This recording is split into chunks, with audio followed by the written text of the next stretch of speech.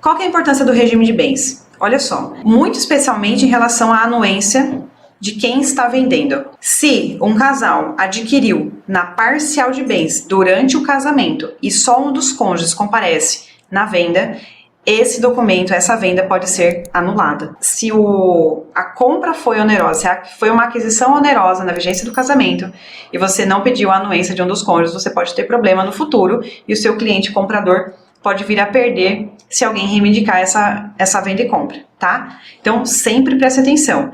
Quando foi a data do casamento? Vocês têm que observar isso. Data do casamento e regime de bens. Foi antes do casamento? Ele comprou solteiro, a pessoa comprou solteira e depois ela vai vender? Normalmente se pede o comparecimento do cônjuge para ele tomar ciência, não é uma anuência, tá? Agora, se for compra, aquisição onerosa, os dois têm que comparecer. Se for regime da comunhão universal de bens, na venda, os dois têm que assinar. E muita atenção também a esses regimes quando você vai fazer uma venda que tem financiamento. Por quê? Porque o financiamento, ele gera dois registros, um da venda e compra e um da alienação fiduciária em garantia, que é um ônus na matrícula. Quando você tem um ônus, a legislação é clara que os dois têm que assinar também. Então, se você levar um documento do banco com a pessoa, por exemplo, casada na universal de bens e um dos cônjuges não tiver assinado, você não vai conseguir registrar. Isso vai atrasar todo o seu processo de venda, vai atrasar a sua comissão, não vai ter segurança jurídica, o seu cliente vai ficar incomodado com isso e provavelmente ele não vai mais te procurar, porque você, ao invés de facilitar a vida dele, você gerou problemas.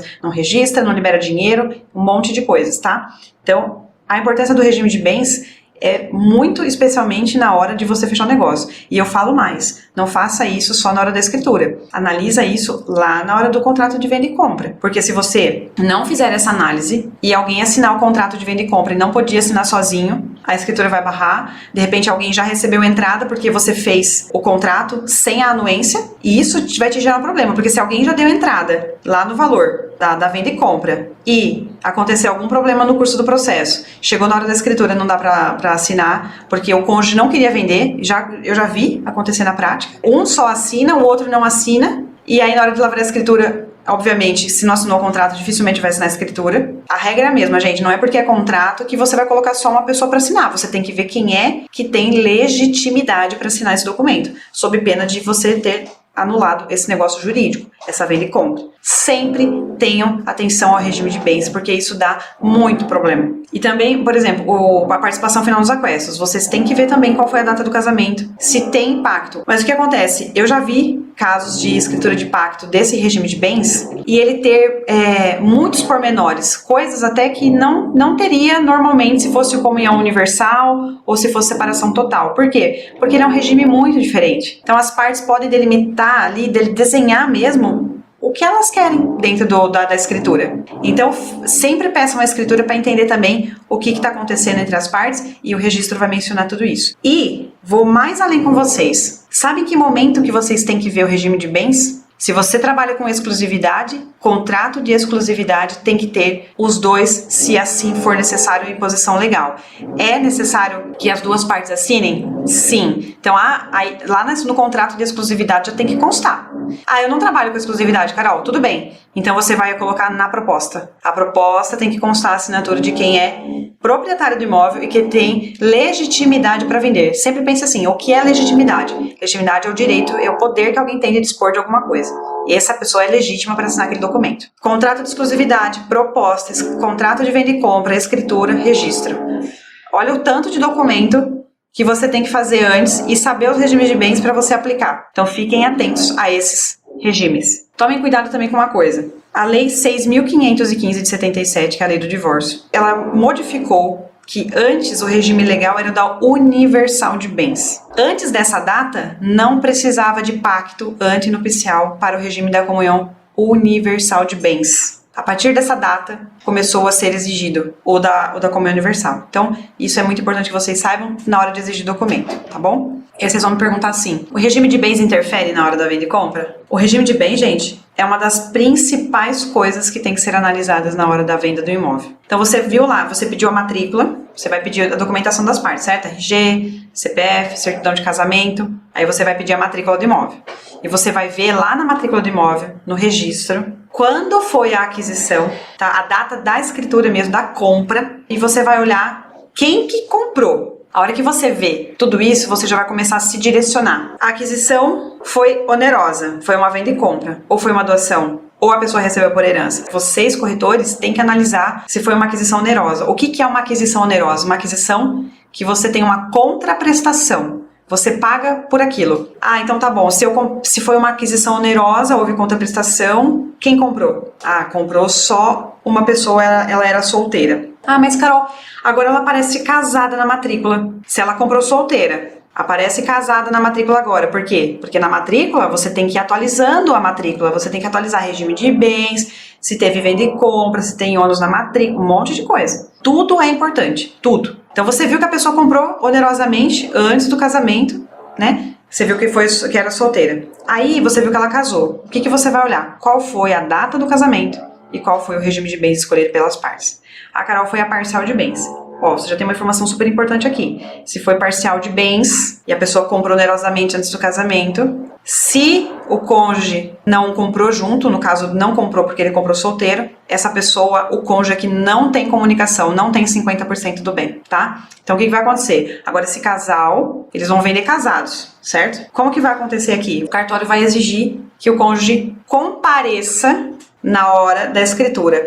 Você, sendo um profissional que já está ciente dessa situação, vai exigir que o cônjuge assine o contrato de venda e compra. Por quê? Para que ele tome ciência e não reivindique isso no futuro. Na união estável, é a mesma coisa. União estável, presume-se que as partes são casadas na parcial de bens. Carol, eu não tenho escritura de união estável. Quando foi a união? Quando que ela começou? Então você tem que saber se no período, durante a união estável, houve a aquisição onerosa. Se houver aquisição onerosa, há participação do meeiro ou da meeira, aí do cônjuge, né, do companheiro, no caso, em união estável a gente chama de companheiro.